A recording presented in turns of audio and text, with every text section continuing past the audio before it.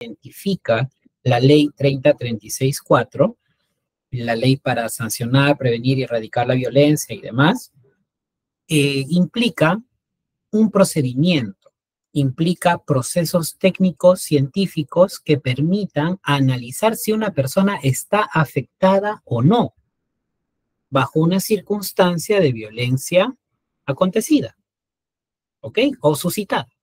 Entonces, en ese sentido, vamos a hablar y vamos a trabajar el día de hoy al respecto, ¿ok? Al final dejamos las intervenciones mediante el audio o mediante las preguntas del chat, por favor. Yo voy a tratar de contestar todas las preguntas, es por eso que primero les brindo lo que he preparado con mucho cariño para ustedes y al final vamos a tener un espacio bien amplio para poder interactuar, ¿ok? Entonces, vamos a dar inicio porque hay mucho material que compartir el día de hoy.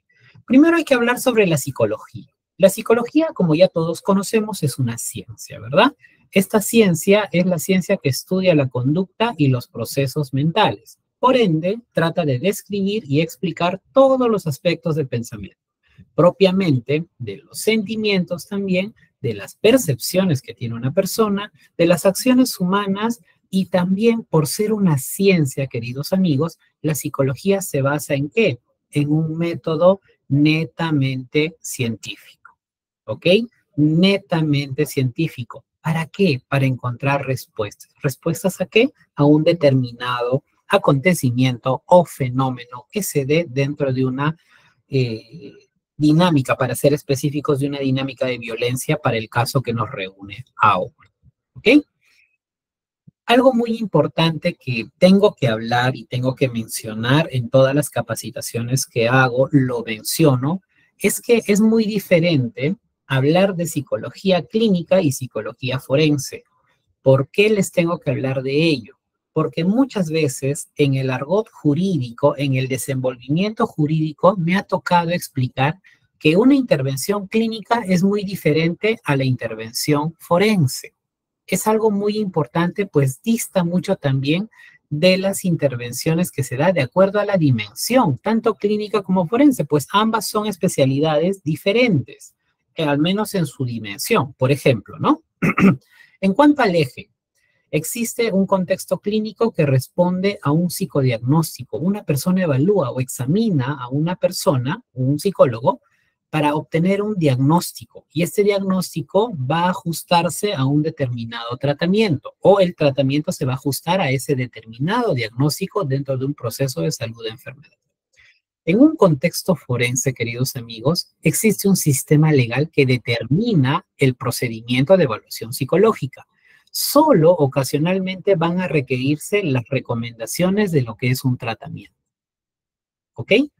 En cuanto a la importancia de la perspectiva del evaluado, lo más importante en un contexto clínico es lo que dice el evaluado, la visión, la percepción que tiene el examinado en función a lo que le sucede. Pero en el contexto forense no. Lo más importante acá es si esa información que me dé el examinado es veraz o no, o al menos es creíble a lo que menciona y a lo que refiere. Recordemos que existe una gran probabilidad de simulación o disimulación en lo que dice una víctima, en lo que dice una persona que ha acontecido o ha pasado o ha atravesado por un procedimiento traumático o un proceso traumático. Algo importante aquí es que en el ámbito clínico, un psicólogo se coloca o se pone en una situación de creer lo que te dice la persona. ¿Por qué? Porque es lo que le está pasando. Eso es el motivo por el cual acude a tu evaluación psicológica. En cuanto al contexto forense, no. Generalmente es bastante involuntaria, porque las personas acuden a este procedimiento sin querer hablar, no quieren hablar o no quieren contar. Imagínense lo difícil que es para una menor de 13 años narrar que ha sido violada o ultrajada. Entonces, eso no es voluntario. Por eso se necesita muchos métodos e instrumentos para lograr obtener ese relato. ¿Ok? La voluntariedad, como les dije, en el contexto clínico hay voluntad para ir. Cuando uno se siente mal, acude al establecimiento de salud para contar o versar tus síntomas y que el médico te apoye con tu diagnóstico y tu tratamiento. En el contexto forense no. Aquí es a pedido judicial, a pedido de la autoridad competente y tienes que someterte a los exámenes de ley, quieras o no. ¿Okay? Ahora, si no quieres, obviamente no te van a forzar, pero es lo necesario para poder iniciar un proceso de investigación. La autonomía. En el contexto clínico, el evaluado se encuentra al tanto de todos los objetivos y procedimientos de su evaluación. Se le dice, yo te voy a evaluar, te voy a examinar con los fines de poder determinar cómo está tu autoestima, cómo está tu, cómo está tu estado mental actual y de acuerdo a eso vamos a hacer un tratamiento. En el contexto forense, no, queridos amigos. En el contexto forense, los objetivos de la evaluación son usualmente intrusivos y restrictivos de la autonomía. Si la persona no desea hablar de ello, no es que se le va a decir, bueno, no me hables de eso. Ya eso se interpreta. La negativa a hablar, por ejemplo, de su sexualidad se puede interpretar como qué, como una resistencia a poder brindar información, oculta información y demás. En caso de un agresor sexual, por ejemplo. En caso de una víctima no brinda información, algo sucede ahí. Hay un porqué, hay un motivo, ¿correcto? Amenazas a la validez. En el contexto clínico, vamos a ver que el evaluado o el evaluador buscan una agenda en común, siempre basada en las necesidades del tratamiento del primero. Por ejemplo, ¿no? El examinado viene por una depresión que tiene a consecuencia de la muerte de un familiar, por ejemplo. Pero más adelante se torna en una circunstancia en la cual eh, he identificado en mi proceso de evaluación que no solamente es el problema de depresión, sino también hay un problema acá de eh, ansiedad. Pues ya no estaríamos hablando de un neto proceso de depresión, sino también de un método o de un trastorno mixto ansioso depresivo. Yo necesito determinar el grado de ansiedad y le digo, mira, necesito primero determinar esto para ver qué diagnóstico tienes, hacer mi análisis, mi diagnóstico diferenciado y lograr hacer tu tratamiento. Entonces yo le informo al paciente de ello y le digo, así va a ser, vamos a trabajar de esa manera. Primero te examino si tienes depresión, luego si tienes ansiedad y ves si tienes los dos, ¿ok? Por ahí.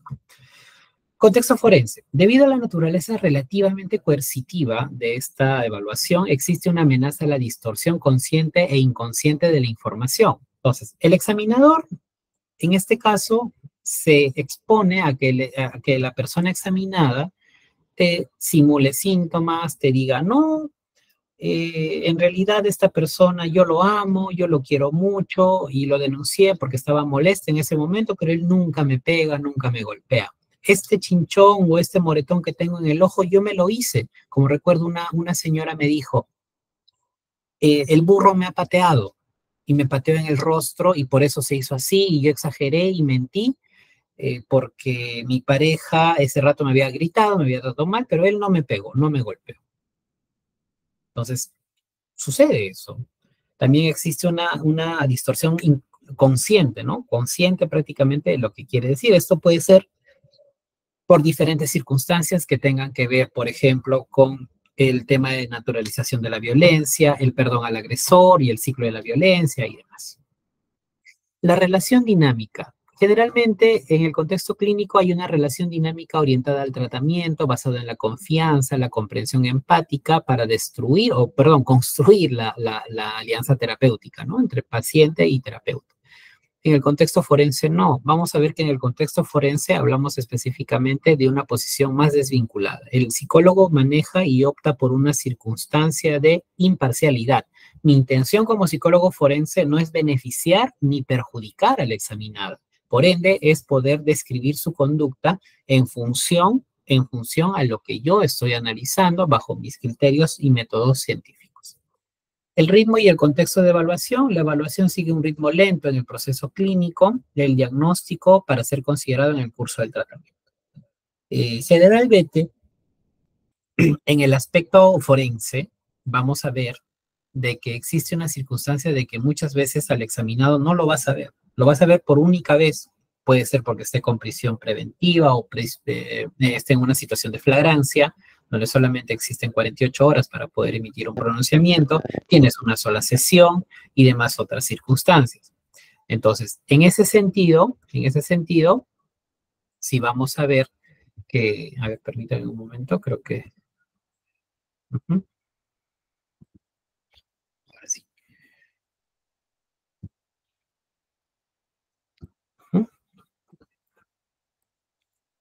En ese sentido, vamos a ver de que la disponibilidad del usuario no la vamos a tener constantemente. Generalmente los informes psicológicos forenses tienen que ser brindados a solicitud de la autoridad competente en el tiempo que se requiere. ¿Ok? Eso es para nociones básicas o generalidades que hay que tener en cuanto a lo que es la intervención psicológica forense, más que nada en casos de violencia. También vamos a ver que existen diferencias muy marcadas entre lo que es la evaluación psicológica forense y la evaluación clínica propiamente. Por ejemplo, en su objetivo, lo que les mencionaba, ¿no? La evaluación psicológica forense ayuda a la toma de decisiones judiciales propiamente. La evaluación clínica ayuda al diagnóstico y tratamiento de las enfermedades.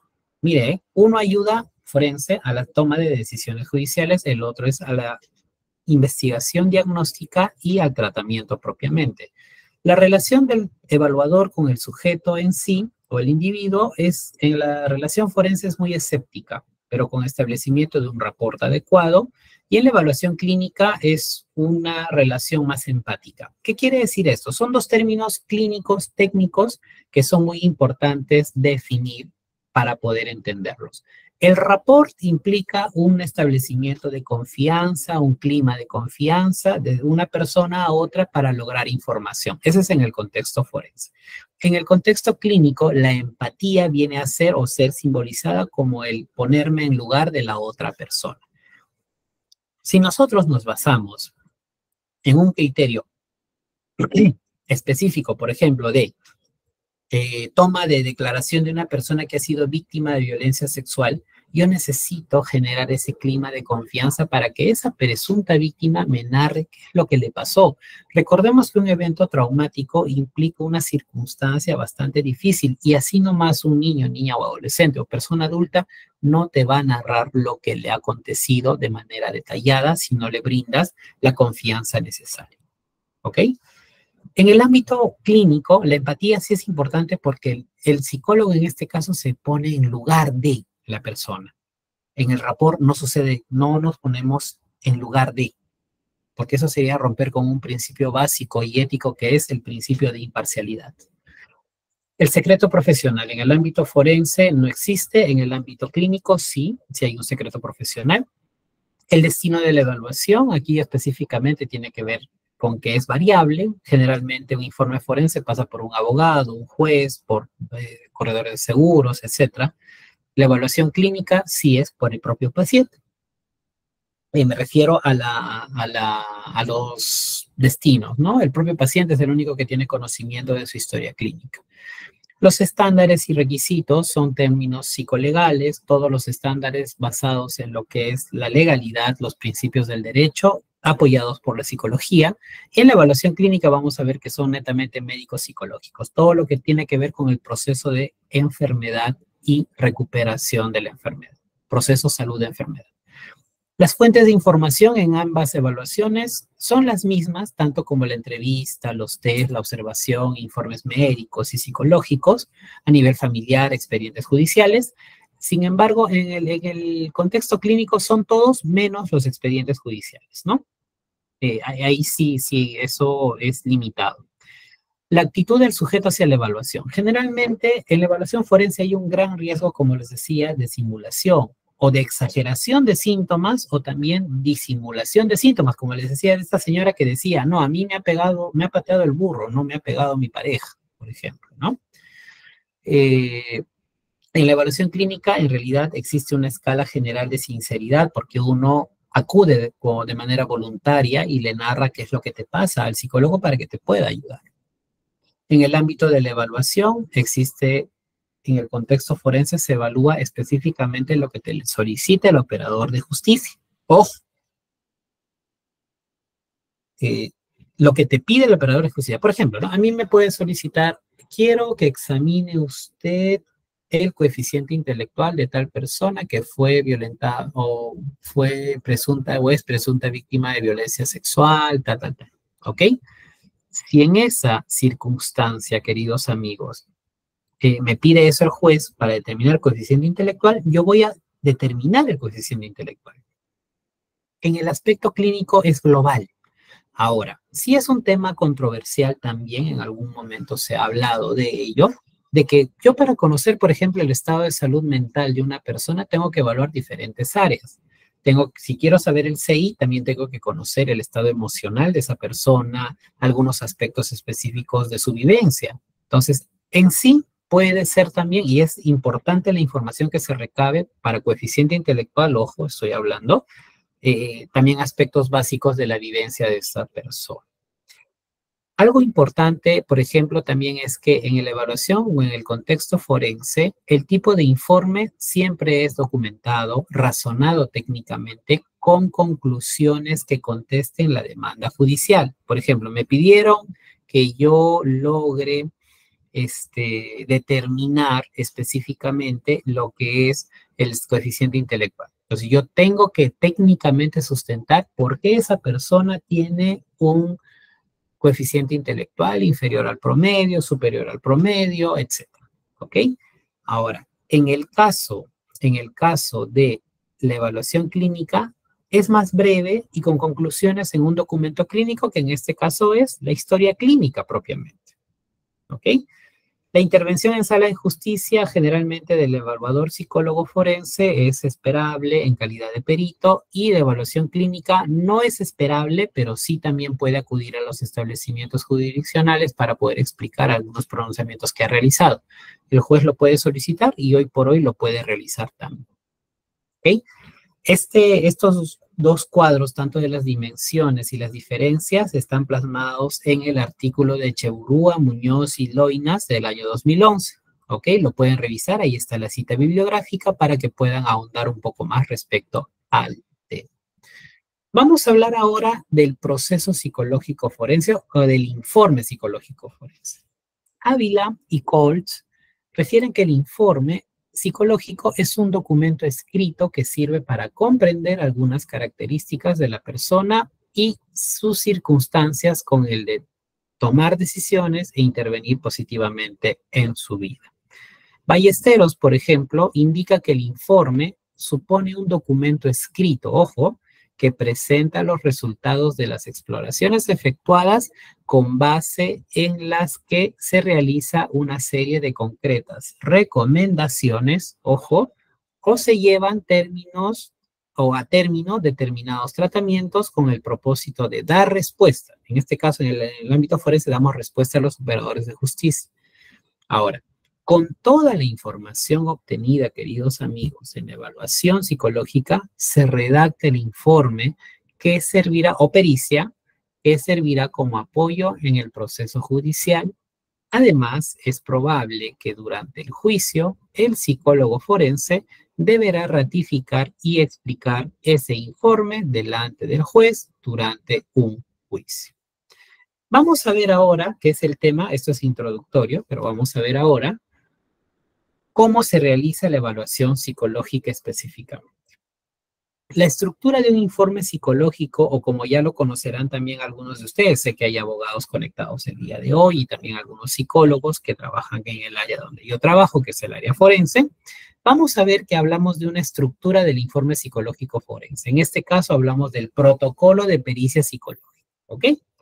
Este protocolo de pericia psicológica está normado y estructurado según la guía de evaluación psicológica forense del año 2016 y hoy por hoy del año 2021, que es la última guía que menciona el Ministerio Público, que es el elemento teórico de apoyo que permite unificar criterios en relación a lo que es la intervención psicológica forense, ¿correcto? Esta plasma en específico lo siguiente. Primero, los datos de filiación. ¿Dónde se colocan los datos de filiación? En la primera parte, ¿no? Que ahí es donde se consignan los datos de identificación del evaluado, apellidos y nombres, edad. Está la fecha de nacimiento, lugar de nacimiento, la dominancia, la religión, la dirección, la ocupación y el grado de instrucción. Algo muy importante que debo de resaltar en este aspecto, pues la evaluación psicológica, queridos amigos, amigas, ya inicia desde el momento que yo tengo primer contacto con el examinado o con la examinada. Yo comienzo ya a observar, desde que le pregunto su nombre, su fecha de nacimiento, su lugar de nacimiento y demás. ¿Ok? Aquí tenemos algo muy claro, tenemos algo que ver también, algo muy importante. Por ejemplo, hay términos que ustedes de pronto no han escuchado en algún momento. Uno es la dominancia, el otro es la religión. Y dicen, ¿por qué tan importante será la dominancia? ¿Qué es la dominancia, psicólogo José? La dominancia, queridos amigos, tiene que ver específicamente con el principio de lateralización de los hemisferios cerebrales. ¿Qué es eso? Las neurociencias hoy por hoy nos permite identificar comportamientos que están siendo analizados a nivel consciente por un sistema fisiológico. ¿Qué quiere decir esto? Las personas que más razonan, bueno, vamos a hablar rápidamente de eso, ¿ok? Existen dos tipos de lóbulos en nuestro cerebro, lóbulo izquierdo, lóbulo derecho, ¿ok? Si tú escribes con la mano izquierda, lo que más, o el lóbulo que más activo está en tu ser es el lóbulo derecho. Si tu mano izquierda es con la que escribes, tu lóbulo derecho es el que está activo. Si tú escribes con la mano derecha, tu lóbulo izquierdo es el que está más activo. Neurológicamente, eso es lo que está plasmado hoy por hoy con las investigaciones, ¿correcto? Sin embargo, vamos a ver de que para el contexto forense esto no sirve, porque ¿qué dicen las teorías de las neurociencias en función a lo que es el proceso cognitivo? Dicen que las personas que manejan o dominan más el hemisferio izquierdo se tornan a ser más creativas.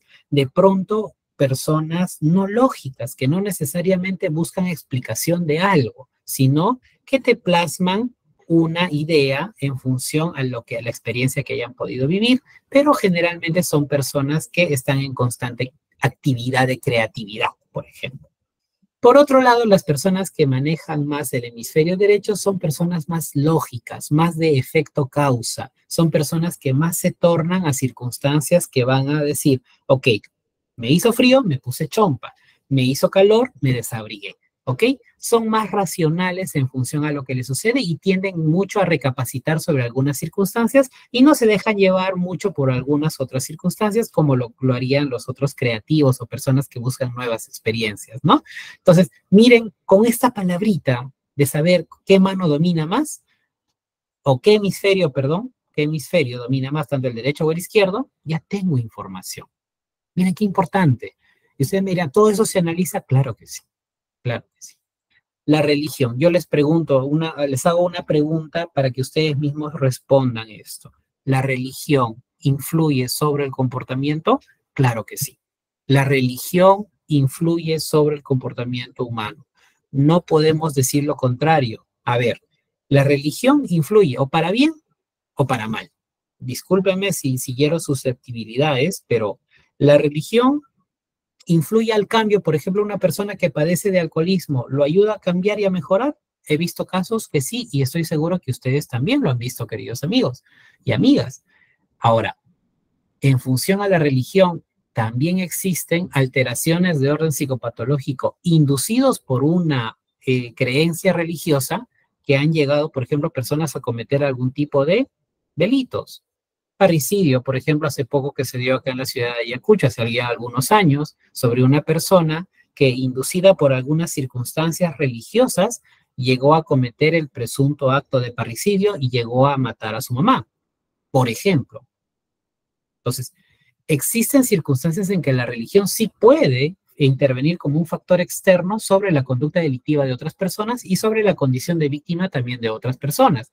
¿Qué sucede, por ejemplo, con las personas? No vamos a hablar de religiones, por favor, pero sí vamos a hablar de condiciones de religión o de las creencias. Por ejemplo, la religión que dice que el hombre de casa es el ser supremo, el que toma las decisiones del hogar.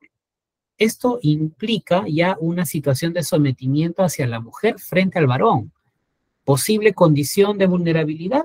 Posible, bajo un sistema de creencias. Uno tiene que perdonar al varón todo lo malo que hace, porque el varón puede equivocarse, pero la mujer no. También es otro contexto inducido por religión. Ustedes habrán escuchado mucho eso. Hija, tú te has casado por una sola vez. Eso me dijo mi papá, recuerdo una víctima. Bueno, una persona evaluada por un presunto delito de agresiones. Me dijo que aguante, mi mamá me dijo que aguante, porque el matrimonio es una sola vez y como ahora me ha pegado y me ha dejado el rostro así, yo le tengo que perdonar porque me he casado, porque las demás personas van a decir, ah, mira, se casó y le pegó a su pareja. El matrimonio es una sola vez y nadie lo puede romper, solo Dios. ¿La religión influye? Claro que sí. En un contexto de violencia, con mayor razón, porque la religión se basa en un sistema de creencias, en un aspecto cultural que está muchas veces arraigado. ¿Conocer la religión será importante? Ahí tienen la respuesta, queridos amigos. Luego pasamos a conocer el motivo de evaluación, ¿correcto? Por favor, anoten sus preguntitas. Al final vamos a tener un espacio para lograr responder a todas las que tengan, ¿sí? En función al relato, se consigna en este apartado la solicitud de evaluación que indica propiamente el oficio, el perfil de personalidad, por ejemplo, si solicita eso, si solicita maltrato psicológico, el estado emocional de la persona. Se transcribe el relato proporcionando siempre datos que tengan que ver con, primero, quién denuncia y a quién denuncia y por qué denuncia. Son preguntas muy importantes en casos de violencia. Por ejemplo, este apartado nos permite conocer la fase de desarrollo personal que atraviesa el evaluado o la examinada al momento del evento, ¿no? ¿Quién denuncia? ¿A quién denuncia? ¿Por qué denuncia? Eso nos va a dar un indicador muy importante. Otro aspecto de gran relevancia, queridos amigos, tiene que ver con el evento que motiva la denuncia. Es importante saber la fecha, el tiempo, el lugar de los hechos, el contexto en el cual se dan estos hechos, el motivo de la agresión y esa dinámica de cómo se dio la agresión. Por ejemplo, te dice la examinada o examinado, ella llegó, entró a la casa pateando la puerta, rompió la chapa y me comenzó a pegar. En ese momento, ¿qué hiciste tú cuando te empezó a pegar? Lo que yo hice fue agarrar y morderle el brazo para que me deje de pegar y se molestó más y me comenzó. Acá estamos hablando de una dinámica y es importante conocerlo. La reacción frente al evento. ¿Cómo reaccionaste? ¿Qué hiciste? Ah, yo le mordí. ¿Y qué piensas de esto? ¿Qué piensas hacer ahora que te pasó esto? Entonces, miren qué importante es hacer esas preguntas. Antecedentes del evento. Qué importante es conocer si eso sucedió antes, ya sucedió, si ya venía una historia de victimización hace mucho tiempo y que recién denuncia, porque existen muchas personas que te dicen, ¿sabe qué, señor psicólogo? Yo vengo a denunciar, pero en realidad esto lo que me ha hecho es una más de tantas, porque yo vengo ya viviendo 27 años de violencia, desde que me junté, que me embaracé, hace 30, 20 años, mi pareja me pega, me golpea y yo ya me cansé, ya no quiero ya aguantarlo. Ese es un antecedente. Y usted me dirá, pero ¿por qué preguntar antecedentes? Si ahora el tipo penal o la denuncia se basa de unos hechos acontecidos en ese momento, porque lo que va a juzgar la justicia en ese momento, ¿qué va a ser? El momento o el evento violento. No va a juzgar lo anterior, lo que te pasó antes, lo que no denunciaste. Pero a nosotros los psicólogos nos sirve eso y también para los abogados o los fiscales sirve esto como qué, como un factor de riesgo o vulnerabilidad. ¿A qué? A que la persona haya naturalizado la violencia y no manifieste sintomatología. Es decir, tantos años de violencia, ya la persona hizo una resistencia a la manifestación de sintomatología. Pero el indicador supremo es que ella ha vivido tantos años de violencia y lo que le pasó ahora no necesariamente tiene que ser con sintomatología, pues ella ya vive tanto tiempo así y ha generado sus propios recursos. ¿Ven? Eso es importante. A veces, muchas veces en juicios nos dicen, pero ¿por qué no está afectada? Es que no está afectada casualmente porque posiblemente ha tenido eventos violentos anteriores, ha desarrollado un sistema, un recurso para poder afrontar estas circunstancias, tiene mucha tolerancia al dolor, a la frustración y demás recursos. Algo muy importante también es conocer sobre la percepción hacia la figura del presunto agresor. ¿Qué visión tiene la persona de esa persona que te ha agredido? Bueno, te agredió tu esposo. Quisiera que me comentes, ¿qué piensas de lo que te hizo? ¿Cómo es él? ¿Cómo es su forma de ser? ¿Cómo es su comportamiento? ¿Qué es lo que hace esta persona? ¿Se puede hablar con él? ¿No se puede hablar con él? ¿Qué hace cuando está molesto? ¿Qué hace cuando está tranquilo? Esa percepción es muy importante, pues nos va a dar a nosotros los examinadores una información más para poder pronunciarnos en cuanto a la percepción que tiene. ¿Ok? Sentimientos de afectación o ausencia. Primero, permite aquí evaluar las consecuencias o repercusiones del evento violento. Básicamente tiene que ver con que cómo te sientes en relación a lo que te ha suscitado, lo que te ha pasado. Acá se indaga el impacto de ese evento violento. En el evaluado se le pregunta cómo se encuentra y qué es lo que está haciendo ahora, cómo está su salud, si se siente mal, sabe qué hacer, no sabe qué hacer, qué sintomatología tiene desde el momento que pasó ese hecho. ¿Te sientes mal? ¿Hay ideaciones suicidas? ¿Estás comiendo? ¿No estás comiendo? ¿Estás durmiendo? Desde que te pasó eso, no sales de casa.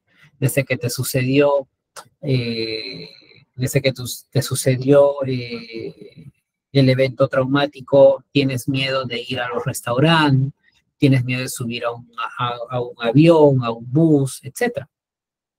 Todo eso se consulta. Claro que no es la pregunta directa. La pregunta es siempre abierta, semiestructurada, que permite explayarse al examinado. ¿Cómo te sientes después de lo que te ha pasado? ¿Qué sientes? ¿Cómo está tu apetito? ¿Cómo está tu sueño? ¿Cómo vas en tus actividades diarias? Preguntas abiertas. Los deseos y formas de solución. Qué importante es preguntar esto. Se le pregunta qué expectativas tienes respecto al proceso. ¿Qué esperas de esta denuncia? Muchas personas, para mí es muy importante este ámbito. ¿Por qué? Porque cuando tú le preguntas, ¿qué esperas de esta denuncia? ¿Qué realmente, para qué denunciaste, en otras palabras, ¿no? Y esta persona te puede responder, la verdad, yo denuncié porque simplemente quiero que cumpla con los alimentos de mi hijo. Es lo único que quiero. Yo no quiero nada más de esta persona. Y en relación a lo que te agredió, ¿qué quisieras? No, solamente quiero que cumpla con los alimentos de mi hijo y punto. No quiero más. Hay una segunda motivación para denunciar, lo que alimentaría una hipótesis mía como profesional que esté indagando el hecho de que no necesariamente tiene que haber pasado lo que me está narrando. Más que dudar, me permite hacer una discusión forense y ver si es coherente o congruente con lo que quiere. Porque generalmente, ¿qué te puede o qué esperas tú como examinador, como científico en una hipótesis? ¿Qué esperas tú que una persona que ha sufrido violencia te diga en este aspecto de qué esperas de la denuncia? Mínimamente, si es positivo el caso, que te diga, la verdad, yo espero que esta persona no se me acerque a mí, no quiero verlo, no quiero que se acerque, quiero que me respete. Por último, hoy recuerdo una examinada me dijo, quiero que se muera. Yo voy a descansar tranquila cuando esta persona esté muerta. O quiero que se vaya a la cárcel. Ah, eh, eso es lo que se narra a veces. Entonces, este aspecto es muy importante también. ¿Ok? Una vez conocido ese aspecto, del relato, a la par, desde el momento de los datos de filiación que les dije, tenemos que tener bien claro también lo que es la observación de conducta. La observación de conducta, queridos amigos, tiene que ver básicamente con una circunstancia de observar y ver a la persona en todo su bagaje, todo su repertorio conductual, lo no verbal, ¿ok? Lo que no se ve, lo que manifiesta gestualmente, ¿sí? Aquí vemos los gestos, los ojos, el lenguaje, la postura, vemos algunos aspectos de los sentimientos, el estado, el tono de voz, el lenguaje, las actitudes propiamente. Vamos a ver aquí, por ejemplo, En cuanto a los gestos, vemos los gestos de enojo, de tristeza, de sufrimiento, de desesperación, de desesperanza, los sollozos, la reacción de llanto, el llanto profuso si es espontáneo, la mirada orientada al piso, la mirada al vacío también. Vemos aspectos de la carga tensional, la coherencia afectiva, que es muy importante. Si la persona, por ejemplo, emocionalmente te está expresando sus sentimientos de tristeza y esta persona denota, por ejemplo, una reacción al llanto o una inflexión de voz, orienta la mirada al piso, es una coherencia. Hay una coherencia, una congruencia idioafectiva. La postura, por ejemplo, ¿cómo esperamos que sea una persona que es víctima de violencia? ¿Cómo tenemos ese concepto? Los hombros caídos, está cabizbajo, o de repente no. De repente tiene un letargo psicomotor, movimientos corporales de tipo reflejo, hay temblores en las manos, en los pies, tics, juega con las manos, se lleva las manos a la boca, se saca los cabellos en plena entrevista o se está que se jala los cabellos y demás. Es lo que se observa, por ejemplo. Los sentimientos también, si hay sentimientos de rencor, cólera, rechazo, temor, inseguridad, la preocupación, los estados de impotencia, frustración, tensión con tolerancia al límite, estado de indefensión, el tono de voz, vamos a ver si es alto, moderado, bajo o audible, ¿no? Más que nada el volumen de voz, la fluidez del lenguaje o si es lacónico, poco comunicativa esa persona, las actitudes que tienen que ver más con la asequibilidad, con la predisposición a brindar información. Todos esos aspectos se observan. Lo importante del hecho de analizar o ver o observar la conducta implica tener un registro. Cuando tú tienes un registro, lo puedes plasmar como tal en el informe psicológico propiamente. ¿Ok? Ahora, vamos a analizar el relato. ¿Cómo se analiza el relato de una presunta víctima de violencia sexual? O, bueno, violencia en general. Primero, es importante analizar lo que es la dinámica de maltrato y la violencia propiamente. Aquí debemos de indagar sobre historial de agresiones físicas o psicológicas, la presencia de ciclos de violencia, pérdida de la capacidad de autonomía, de decisión, si hay control, sometimiento de una persona a otra, y si existen antecedentes de denuncia de la víctima. Porque la dinámica de maltrato o violencia implica qué es lo que hizo el agresor y también qué es lo que hizo la víctima. ¿Llegó a denunciar? ¿No lo hizo? ¿Debido a qué no lo hizo? La dinámica de conflicto interpersonal, por ejemplo, si la víctima en algún momento llegó a enfrentarse o no a su agresor o agresora, si generaba discrepancias o habían ya conflictos predecereros a esa circunstancia, diferencias entre, no sé, por temas de propiedad, litigios, juicios, terreno, etcétera. Disputas por hijos, que es muy común, ¿no? Sobre las tenencias y demás. También es importante indagar la dinámica de conflicto con eventos de violencia. Si ha habido enfrentamientos, discrepancias con presencia de agresión física o propiamente psicológica. Una vez obtenido estos tres aspectos del relato, ya vamos a ver, mire, tengo un relato nato que me ha dado la examinada o el examinado de violencia, ¿no? Donde me dice qué, cómo, cuándo, cómo pasó, qué hizo, qué siente en relación a eso, qué piensa de él, qué antecedentes había. Tengo mucha información. Lo que yo voy a hacer es analizar ese relato, voy a establecer una dinámica de maltrato-violencia, voy a establecer una dinámica de conflicto, si es que existe o no, y una dinámica de conflicto con presuntos hechos de violencia, que si los identifico los voy a plasmar como tal, ¿ok? Posterior a ello, a ver, hasta ahí me voy a quedar con el relato, ¿ok? Hasta ese punto del relato. Ahora, en ese punto del relato, queridos amigos, voy a dejar de compartir la pantalla, ¿sí? Quisiera que en este primer punto me hagan algunas preguntas. A ver, adelante, los escucho, por favor. Si tienen alguna duda, alguna pregunta, por favor, estaría muy contento de poder darles respuesta. O si está todo claro, también me lo hacen saber para continuar. A ver, nos dice Jonathan, si influye en la forma en que piensan las personas, ¿referente a qué?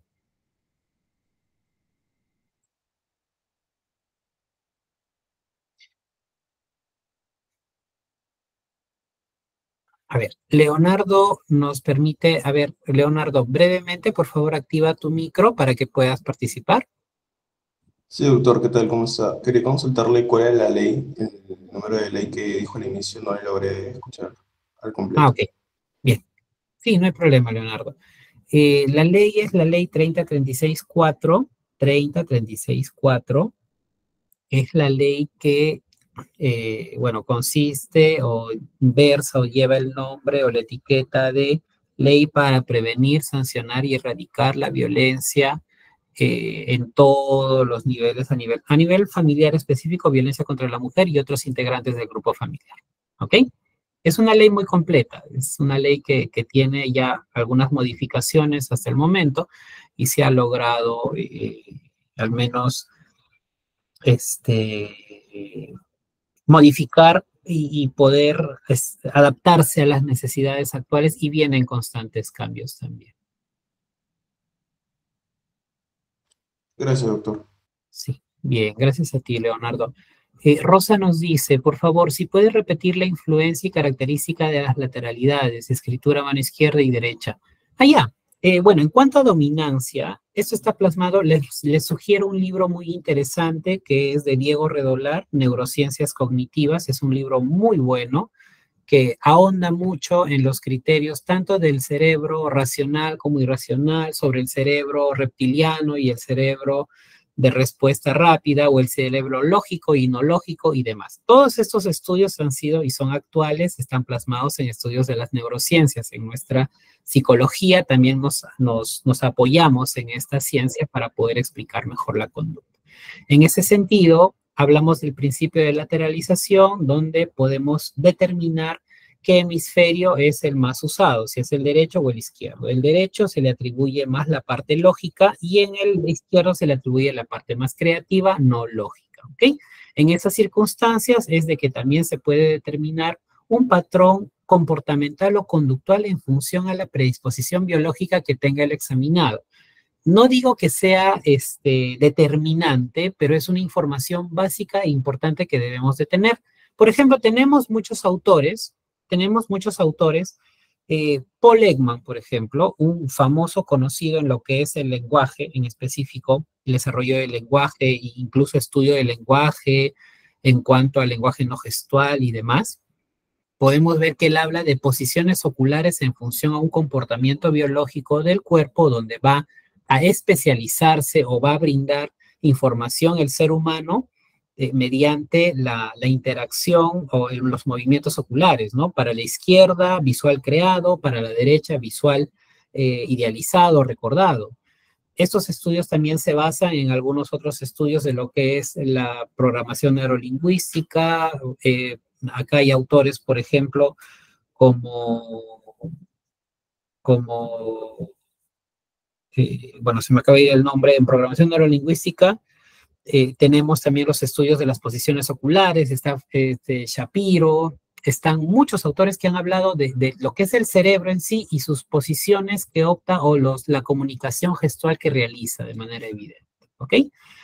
Y aquí Castillo nos dice, se dice que el padre abusivo con problemas de personalidad entre sus hijos, alguno copia la misma personalidad. Tiene algo de cierto. Más que copiar la misma personalidad, opta por generar o repetir algunos patrones conductuales o comportamentales. Existe una alta probabilidad de que una persona que ha crecido en un entorno violento tiene tiene ya la predisposición para poder ejercer estas conductas. A ver, si un niño ha llegado a crecer en un entorno violento y lo único que se le ha enseñado es que para obtener las cosas debes gritar, debes pegar, el niño tiene una alta probabilidad de repetir esa conducta, no solo cuando es niño, cuando es adolescente y cuando es adulto. Es probable. Más que copiar la misma personalidad, el término adecuado sería desarrolla patrones semejantes a lo que vivió durante todo su desarrollo socioemocional o que adquirió durante todo su desarrollo socioemocional. Marianela nos dice, si en los antecedentes de violencia una evaluada normaliza la violencia o es totalmente tolerante a los hechos violentos, como usted indica, ha desarrollado una resiliencia y la violencia. ¿Hablaríamos de una persona con afectación? ¿Qué opinas tú? Yo creo que podría ser. O sea, me ayuda a desarrollar muchas hipótesis en relación, o hipótesis específicas en relación a que, obviamente, que la persona que yo estoy examinando no tiene no tiene sintomatología al momento, pero eso es porque tiene 25 años de violencia que le han acontecido o han suscitado en su historia personal. Entonces, esto obviamente la hace proclive o ya desde un punto de vista más ecológico, vamos a ver que la persona es vulnerable a hechos de violencia y también por los mecanismos o los recursos que tiene emocionales, puede sobreponerse a ello. Pero eso no quita a que siga siendo una persona pasible de violencia. ¿Cómo se puede revertir el daño en un niño por el abuso?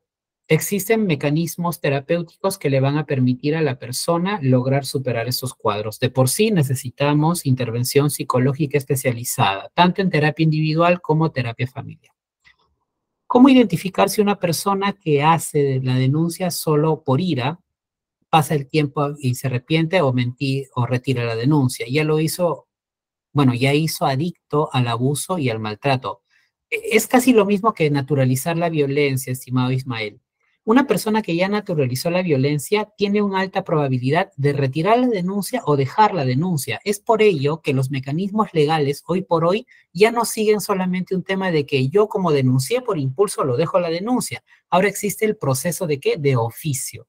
La investigación se va a seguir de oficio. Así tú quieras retirar la denuncia. ¿Por qué? Porque se ha notado y se ha hecho ver en la realidad nuestra de que las personas, y en muchos casos de violencia, por el ciclo natural de la violencia, las personas tienden a reivindicarse de la denuncia que hicieron. Y lógicamente esto va a propiciar que otra vez se dé un evento violento, o es muy probable. Entonces, ese es el mecanismo que ahora existe, por ejemplo, ¿no? Entonces, es una circunstancia en la cual también los profesionales estamos llanos a investigar. Y si debemos, estamos en la responsabilidad de indagar al respecto para poder hacer de conocimiento a la autoridad competente al respecto. ¿Ok?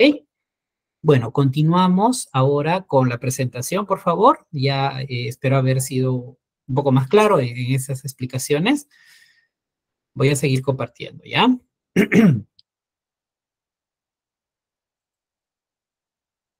Bien.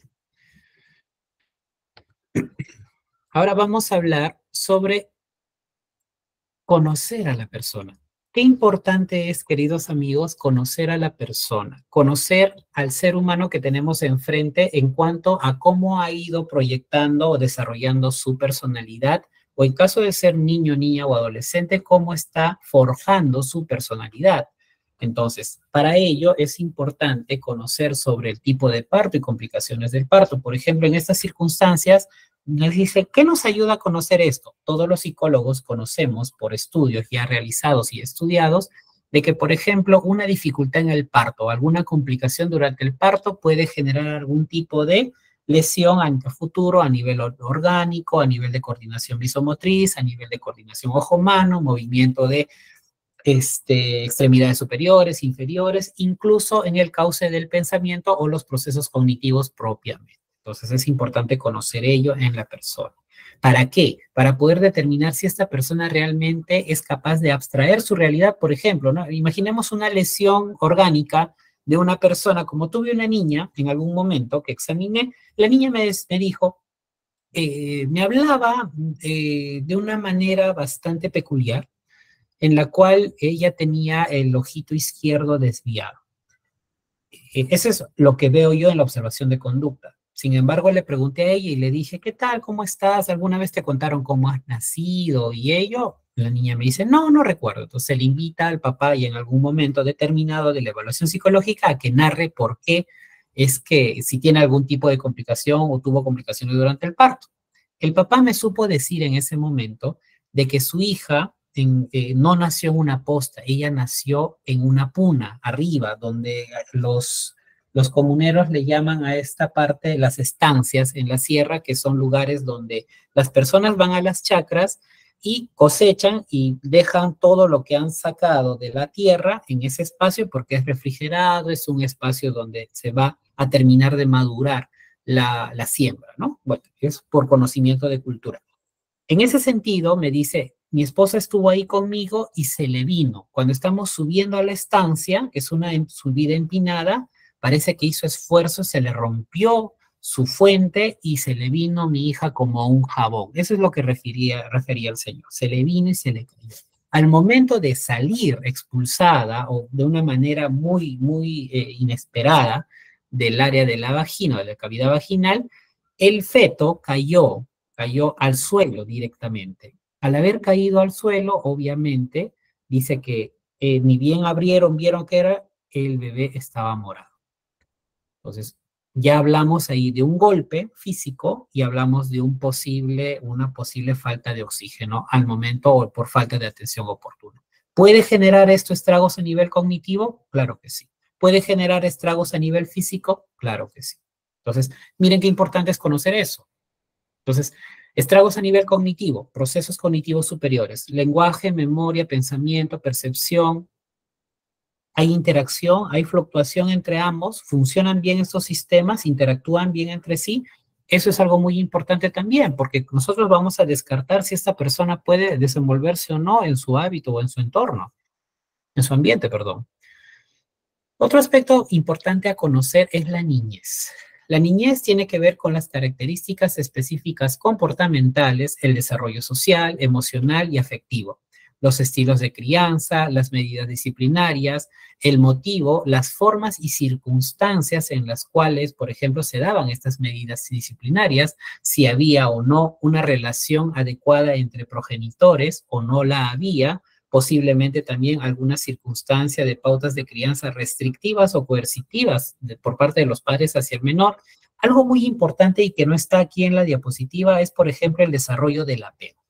El desarrollo del apego que tiene que ver, y ya Joe Bowley lo ha desarrollado muy bien en su teoría del apego, y hoy por hoy nos sirve bastante en la psicología forense, por ejemplo, para determinar desarrollo de la empatía en casos de conducta psicopática, por ejemplo.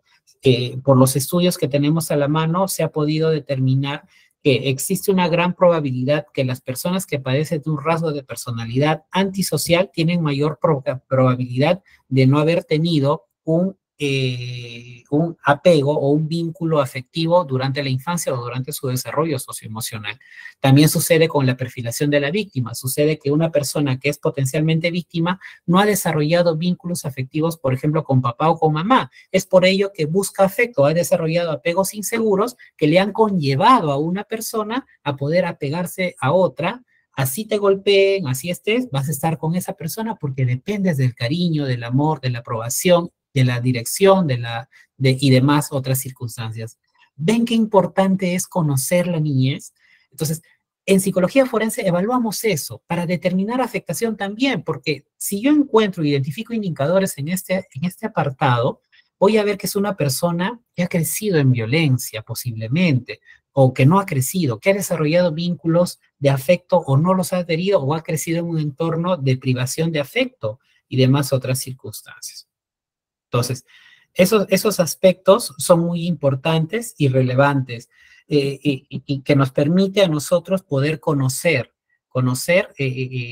a la persona, conocer estos aspectos que son netamente científicos mediante la obtención de del método científico de la entrevista nos permite identificar mejor a la persona, ¿ok?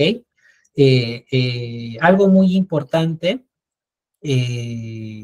es importante aquí tener una gran noción de poder obtener información en función a la persona que tenemos enfrente. Tenemos que tener información de todos estos aspectos que nos van a permitir conocer primero cómo era cuando niño, ahora cómo es cuando era adolescente. ¿Qué características, por ejemplo, comportamentales tenía esta persona o rasgos de estructuración a los cambios psicológicos? Por ejemplo, resolución de conflictos, estilos de vida, interacción social o independencia también. Recordemos que cuando uno va creciendo, por ejemplo, ya tienes la primera experiencia cuando niño, luego tienes la segunda experiencia ya de adolescente, vas creciendo, ya desarrollas, por ejemplo, un estilo de vida, ya interactúas con tu entorno, ya tus procesos cognitivos se han ido instaurando y ya comienzas a abstraer tu realidad de acuerdo a lo que te toca vivir cuando eres adolescente.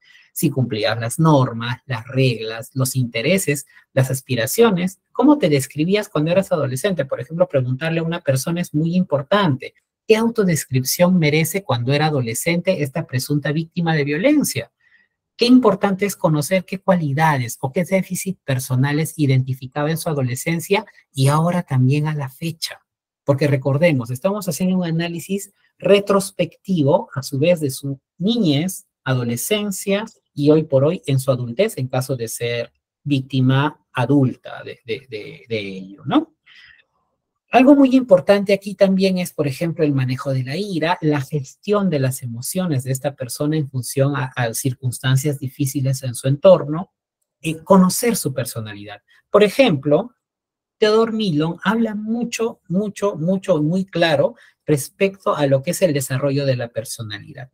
En un apartado de su investigación de la personalidad, por ejemplo, él menciona de los criterios de autoperpetuación de las conductas emocionales o las conductas o parte del comportamiento. Él dice de que, bueno, no solamente él, apoyado en todas las teorías de personalidad, se dice de que existen patrones instaurados durante la infancia, ¿ok? Que vienen o provienen del entorno que van a realizar o van a influir directamente en el comportamiento anormal. Entonces, basado en esa teoría, también tenemos que obtener información en relación a ese entorno. Vamos a ver más adelante qué es lo que hacemos de acuerdo a esta teoría también, ¿ok? Algo importante en cuanto a la educación, el inicio de la escolaridad. Por ejemplo, ¿no? Conocer cuándo inició a estudiar, si estudió, no estudió, a qué edad. Recordemos que el acceso a información es algo muy importante. Para una víctima de violencia en general, ¿ok? No solo sexual, de violencia en general es muy importante el acceso a información. El acceso a información permite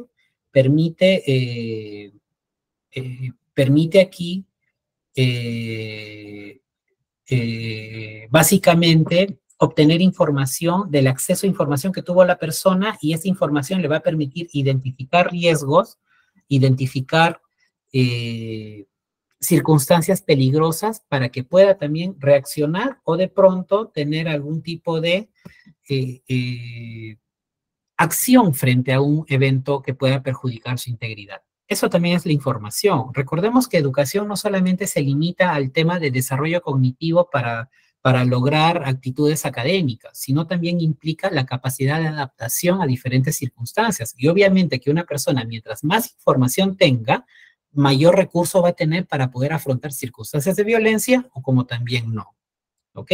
Entonces, ese punto es muy importante para poder valorar circunstancias también de afectación en sentido de que, por ejemplo, si la persona no tuvo acceso a información, lo más probable es que siga en ese entorno cultural que posiblemente la esté dañando bajo un criterio, vamos a decir, de un contexto de sometimiento ante la persona, que el varón, por ejemplo, por temas de religión le dice, tú tienes que hacer caso a mí, el pastor de la iglesia me dijo que tú eres la que tienes que hacer caso, hemos escuchado los dos la misa y eso es así. Entonces, otro aspecto también es el comportamiento de la misma persona. Es una persona, por ejemplo, me ha tocado examinar personas adultas que han sido víctimas de violencia o, bueno, presuntamente víctimas de violencia, y en esas circunstancias te dicen, hoy por hoy estoy llevando una maestría, estoy llevando una especialidad, me estoy formando, pero desde el evento violento, desde ese momento, desde esa circunstancia, es que ya no me concentro en mis clases, ya no rindo como antes. Antes era muy experta, hablaba todo, y hoy por hoy ya no puedo, me siento limitado en esa circunstancia. Y estoy en un momento en que me trato de concentrar en la lectura que me dan y no puedo. Entonces, ya desde que me pasó esto, desde que mi pareja me golpeó, ya no puedo, no puedo llegar más a concentrarme en mis cursos.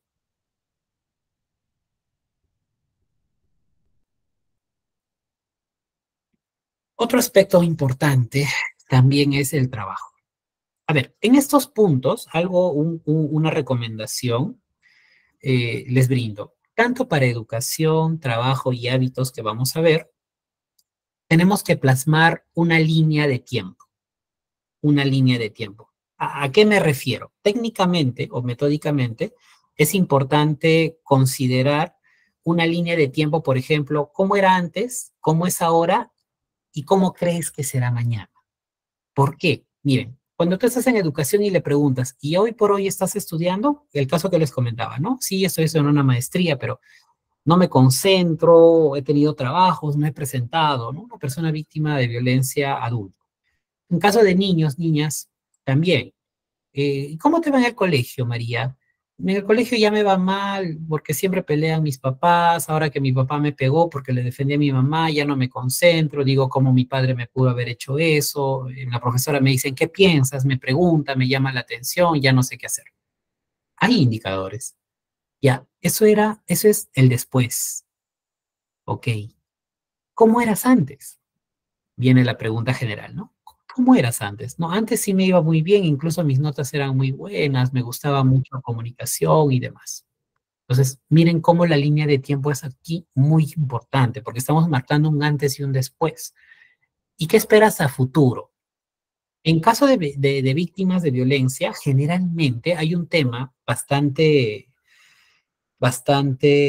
relevante que hay que indagar, es el tema de qué esperas a futuro, cómo te ves de acá a un tiempo. Ah, yo me veo acabando mi carrera, me veo acabando mi maestría, sustentando y obteniendo el grado. Pero hay otras personas que te dicen, la verdad, yo ya no quiero seguir con esto, tengo que ir a mis clases y mi pareja me cela con mi profesor, con mis compañeros, de eso me ha golpeado la última vez porque me quedé haciendo un trabajo hasta tarde y llegué y me golpeó, seguro has estado con ellos y demás. Entonces yo quiero dejarlo. Entonces estamos viendo aquí una interrupción, ojo, una interrupción, ¿ok? Del normal desenvolvimiento de una persona en el área de educación. Lo mismo sucede en el trabajo. Se le pregunta primero las generalidades importantes, edad, inicio, tipos de trabajo, si ha tenido estabilidad laboral, si la tiene, no la tiene, cuánto gana más o menos, si eso le alcanza para solventar algunos gastos o cubrir algunas necesidades, el desempeño laboral, cómo le va en el trabajo, si se siente satisfecho con sus honorarios o no. Ahora, ¿cómo se siente en el trabajo? ¿Cómo era antes en su trabajo y cómo es ahora en su trabajo? ¿Cómo le va ahora en su trabajo? Generalmente, para evitar temas de simulación, lo que yo hago es preguntarle, ¿cómo te va ahora en tu trabajo? ¿Cómo te está yendo? Te dicen, no, ahora realmente me va mal, no me siento bien, en casos de afectación. No me siento bien, no quiero ir al trabajo. El último evento que pasó casualmente fue saliendo de mi trabajo y me da vergüenza.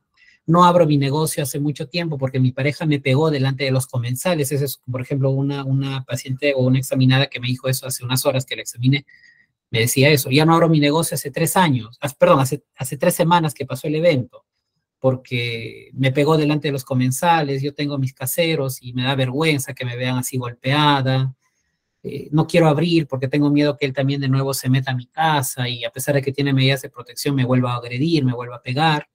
Entonces, está interfiriendo con una actividad también vital que permite solventar algunas necesidades o cubrir algunas necesidades. En cuanto a hábitos e intereses, acá tiene que ver específicamente con el uso del tiempo libre, por ejemplo, pasatiempos, hobbies, deportes, juegos preferidos, ¿no? ¿Qué haces en tus ratos libres o en tus tiempos libres para distraerte? ¿Qué haces ahora? Bueno, yo generalmente lo que hago es leer un libro, veo televisión, estoy leyendo, juego con mis hijos, atiendo a mis hijos, les cocino, estoy con ellos, salgo a pasear. Bueno, pero eso era antes, porque ahora ya no lo hago, porque desde que me ha pasado esto, la verdad ya no quiero salir, porque si salgo tengo miedo de encontrarme con esta persona, no quiero verme con él, me da miedo que me pegue en la calle, que me haga algo, o que cumpla su amenaza de verme en la calle y me va a matar. Por eso prefiero no hacerlo. Otra vez está interfiriendo, ¿ok? Apetito, ¿cómo va tu apetito? ¿Cuántas veces al día comes o te alimentas? Cómo está tu sueño, estás durmiendo, no estás durmiendo, cómo está tu ritmo de apetito, ¿tienes apetito o de pronto también te ha incrementado el ritmo de apetito? Porque hay en personas en sintomatología, hay personas que alteran su normal conducta alimenticia, que tiene que ver con que su propia alimentación para ellos, así coma 2 veces al día, se ha visto alterada a consecuencia del evento violento. Por eso es muy importante en esos tres aspectos la línea de tiempo. El antes cómo era y cómo es ahora. ¿Desde cuándo sientes que tu apetito ha cambiado? ¿Desde cuándo sientes que tu apetito se ha incrementado? Ah, esto me pasa ya desde el mes de febrero. Ah, pero el evento violento es en marzo y desde febrero ya hay un antecedente. Y cada vez o cada qué tiempo te sucede eso. Entonces, mira cómo fluyen las preguntas para que puedas ir aclarando algunas hipótesis que van surgiendo en el transcurso de la evaluación. ¿Ok? Ahora, otro aspecto que es también muy importante. Yo les voy a hacer una pregunta. Ahorita terminando este apartado, vamos a pasar a las preguntas, pero quiero que se respondan cada uno de ustedes en sus espacios. ¿Indagar la vida psicosexual de una persona será importante? Por ejemplo, si tengo un caso de violencia psicológica, ¿será importante? Claro que sí. Es muy importante. ¿Por qué? Porque la vida psicosexual de una persona es una de las áreas que también forman parte de su área de desenvolvimiento socioemocional. Recuerden que la vida sexual no solamente tiene que ver con el tema del acto coital, hablamos de las relaciones interpersonales entre ambos géneros, ¿ok? Eso es muy importante. Acá se indagan, por ejemplo, aspectos de misoginia, aspectos de que tengan que ver con el tema de sometimiento, percepción ante la figura masculina, percepción ante la figura femenina y demás. Aparte de ello, se conoce también, obviamente, el tema coital, el tema de las relaciones sexuales, el tema de las convivencias de pareja, el tema de los conflictos o separaciones o infidelidades, la dinámica sexual, los antecedentes de violencia sexual, la actividad sexual también. Recordemos algo. A ver, y también otra pregunta que les hago. Solamente en una dinámica de violencia, necesariamente o solamente se tiene que dar un evento de violencia. Me refiero a los 4 tipos de violencia: física, psicológica, sexual y patrimonial, reconocidas por esta ley, ¿no? 3036-4. Solamente se puede dar o se debe de dar una o se dan más. En una sola dinámica, hablamos de una pareja, cónyuges, que están ahí presentes, discuten, pelean y tienen una relación de violencia. En esa dinámica solamente se puede dar un tema de violencia único de, por ejemplo, física, y dejar de lado la psicológica, la sexual o la patrimonial, o se pueden dar las 4. La respuesta es obvia. También se pueden dar los 4 tipos de violencia en una sola relación o en una sola dinámica de violencia. Por eso es que debemos de indagar todos los aspectos. Y aquí a veces, y yo particularmente a mí, me ha pasado que identifico indicadores de violencia sexual. Por ejemplo, tú le preguntas a la examinada, le dices, sí, mi marido llegó borracho, te cuento, ¿no? Llegó mareado, llegó borracho, me comenzó a agredir porque me dijo, la comida no está limpia, me dijo lisuras, la cocina no está limpia, la comida es un asco, etc. Me dijo muchas cosas, yo me resentí, me molesté y me fui a dormir. No la escuché más porque ya me sentía muy mal, me puse a llorar. Se durmió en la sala, pero después de un momento subió al cuarto y me bajó mi pantalón y me forzó a tener relaciones. Yo le empujaba, pero él no quería. Pero me empujaba y me decía, no quieres estar conmigo, ves, estás con otro, por eso y comenzó a reclamarme de nuevo. Y ya para que no siga con eso y mis hijos no se despierten, dejé que pase. ¿Violencia sexual? Miren, la persona viene denunciando una violencia psicológica, pero dentro de esa dinámica de violencia se dio un evento de violencia sexual también. Esto nosotros estamos en la responsabilidad de consignarlo como tal. Y a la autoridad competente, en su capacidad de resolución judicial o en su capacidad de resolución legal, va a ver qué es lo que puede hacer al respecto. Eso es ya responsabilidad del operador de justicia, pero nosotros cumplimos con informar ello. ¿Sí? En caso de niñas, niños y adolescentes, es importante también, así sea un contexto de violencia física o psicológica, recordemos, se cumple lo mismo para los adultos como los niños, pero aquí es importante conocer el conocimiento del esquema corporal, la denominación adecuada de las zonas genitales y las diferencias entre lo que es la sexualidad propiamente y la interacción con otras personas del sexo. ¿Ok? Luego vienen los antecedentes patológicos, netamente para conocer un poco más la anamnesis clínica de los examinados, enfermedades significativas, si la persona ha tenido tratamientos psicológicos, psiquiátricos, cuáles son los motivos por los cuales recibió tratamiento psicológico, psiquiátrico, consumo de medicamentos, autolesiones y demás. Los accidentes a nivel significativo, si ha habido pérdida o no del conocimiento o lesiones graves, o las que refiera también en cuanto a accidentes. Operaciones, lo mismo, si ha habido operaciones, de qué tipo, por qué motivo y demás. Punto número 9. Ya para terminar la historia psicobiográfica, los antecedentes o historial de denuncias. Si es una persona que, por ejemplo, ha denunciado durante 5 veces, 8 veces, ¿qué pasó con esas denuncias? ¿Dónde denunció? ¿Pidió garantías personales? ¿Qué pasó con esas denuncias? ¿Denunció en un centro de emergencia mujer? ¿Denunció a nivel policial, fiscal? ¿Tuvo procesos judiciales? ¿En qué están esos procesos judiciales? ¿Cuáles son los motivos por los cuales denunció esta persona?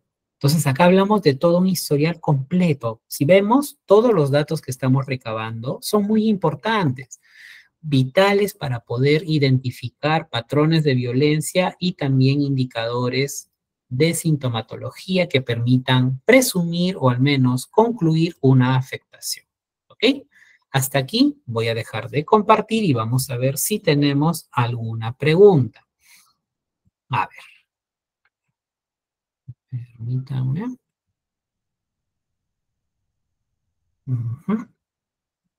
Ya, a ver.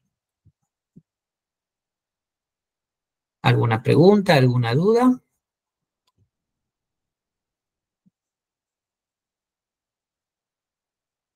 A ver, por aquí encuentro algunas. Eduardo, Felipe Eduardo. Adelante, Felipe, muy buenas noches. Hola, ¿qué tal? Buenas noches, licenciado. Cuando usted hablaba del aspecto de la educación y el evaluado le daba información, usted mencionó, ahí encuentro ya indicadores. Quiere decir de que todo lo que le dice para usted es creíble o hay algún filtro que usted hace. Porque a medida que usted iba relatando, usted iba encontrando indicadores, ¿no? Esa era la primera pregunta. La segunda era, ¿cuál es el objetivo de la indagación de la educación para, para efectos de las conclusiones? Gracias. Bien, muchas gracias, Eduardo. Hay un punto muy importante aquí. No solamente se trata, estimado Felipe, de lo que te dice la persona que está siendo examinada. Los filtros que utilizamos son básicos: coherencia, congruencia. Si yo examino el área de educación, ya respondiendo también la segunda pregunta, yo me baso en un área importante de superación personal, un área importante que permite a la persona alcanzar cierto tipo de adaptación a su entorno, porque recordemos que no solamente es el tema académico, también es el tema de obtención de información para poder identificar riesgos, para lograr también saber qué hacer en una circunstancia difícil, que es propiamente de una adaptación a un entorno. Si yo voy a creer solamente lo que me dice, no se trata de eso. El hecho de que yo indague, por ejemplo, educación, trabajo, estoy indagando realmente cómo es la persona, cómo se desenvuelve en ese espacio y qué es lo que ahora le aqueja. ¿Qué es lo que ahora le aqueja? Bien es válido que me digas, pero esa persona pudo haber sido entrenada para decir, me va mal en mis estudios, me va pésimo desde que me ha pegado mi pareja. Ok, pero esos indicadores que te versa o que te dice en ese momento también se corroboran con su propia facie, con sus conductas que muestra. Por ejemplo, te dice, vamos a suponer, ¿ok?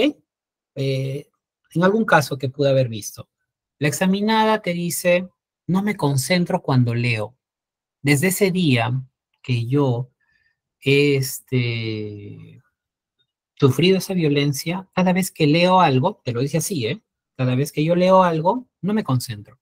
Tengo pensamientos en mi mente que no me permite concentrar.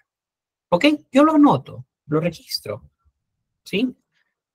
Voy a mi etapa, paso a mi etapa de evaluación psicológica. de aplicación de instrumentos, de ser un caso, ¿no? Estamos hablando de un ejemplo. Pero el examinado me respondió 175 preguntas sin ningún problema. Pero ella dice que tiene dificultad en la comprensión. ¿Qué pasó? ¿Es congruente? ¿No es congruente? Hay formas de validar la información. No es que se cree en todo lo que dicen. Casualmente la pregunta, Felipe, que me haces, se hace comúnmente en un espacio de ratificación pericial o explicación pericial en juicio. Y si me dicen, o sea, ¿usted creyó todo lo que le dijo? No. Hay muchos factores mediadores que permiten investigar o indagar un relato.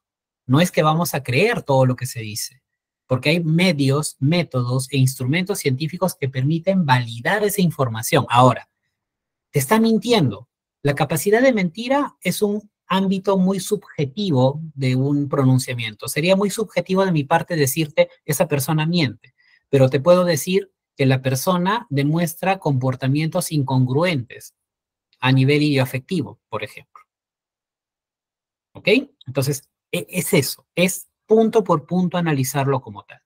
¿Por qué se indaga el aspecto educativo, el aspecto de trabajo? Se indaga específicamente porque son áreas de desenvolvimiento básicos de todo ser humano. ¿Okay? Son las áreas de desarrollo de todo ser humano. Es lo básico que se tiene que indagar. ¿Ok? ¿Alguna pregunta más? ¿Alguna duda más? Por ahí otro participante. Nos dice Jackie, las vivencias de un hogar con abuso y violencia familiar puede dañar parte del cerebro, por lo mismo cambiar la personalidad de la víctima. Más que cambiar la personalidad, estimada Jackie, aquí nos permitimos una circunstancia de lograr la explicación propiamente, de que esta persona ha vivido en una circunstancia de violencia. Es por ello que ha desarrollado algunos recursos, de repente no adaptativos o recursos desadaptativos que le permitan al menos sopesar el evento violento. Ahora, de por sí adquiere, como dice, ¿no? Adquiere recursos, para ser más claros, ¿no? Recursos que le permitan adaptarse, pero no necesariamente estos recursos tienen que ser adecuados. Por ejemplo, la evitación, evitar a todo tipo de personas, y por eso me fui, cambié de lugar. Me fui de Ayacucho, viajé a Lima. Eso es un tema de evitación. ¿Será la forma de afrontar? No, pero lo puede hacer. Entonces, ¿puede modificar sus conductas? Claro que sí. Adelante, Felipe. Volviendo al tema de la educación, usted nos mencionó los ejemplos de evaluados que tienen nivel de maestría, etcétera, ¿no? Pero el otro caso de los evaluados que podrían tener que por diferentes circunstancias no pudieron estudiar, ¿no? O sea, no todos acaban claro, ni siquiera secundaria, ¿no? En ese caso, ¿cuál es el planteamiento de usted? En provincia se ve mucho eso. Quizás en la capital es más factible que acaben la secundaria, ¿no? claro. Gracias. Sí, estimado Felipe. Casualmente, mira, yo trabajo en una zona rural. En estos momentos el taller lo estoy, bueno, este evento lo estoy dictando desde una zona muy recóndita del Brae. Te podría decir que sí, la tipología generalmente de las víctimas de violencia, en su mayoría, son personas iletradas, personas que no han recibido ningún tipo de instrucción académica. Y eso es importante también conocer. Como te decía, se habla de un factor de riesgo o vulnerabilidad por el escaso sistema educativo al que no han accedido o por la escasa información que no han adquirido. Ya eso habla de una condición de vulnerabilidad. De por sí estamos hablando ya de una persona que puede estar o puede ser proclive a una circunstancia de violencia. No solamente violencia física, psicológica, sexual o patrimonial, hasta incluso de trata de personas. Entonces, el aspecto de educación es vital para una persona para poder, como te digo, lo básico es, obviamente se desprenden muchas ramas también investigativas aquí, el tema de acceso a información, saber qué hacer al respecto, comportamientos, recordemos que la escuela es un lugar o un segundo entorno innato de interacción del ser humano. Si no es casa, es colegio. Si no ha ido al colegio, no tuvo esa oportunidad. ¿Y dónde interactuó? De repente interactuó con el entorno y cómo era ese entorno. Entonces nos permite ir conociendo aún más estas circunstancias. Nos permite, a ver, José Colque, qué gusto, estimado colega y maestro también, tenerte presente en esta sala.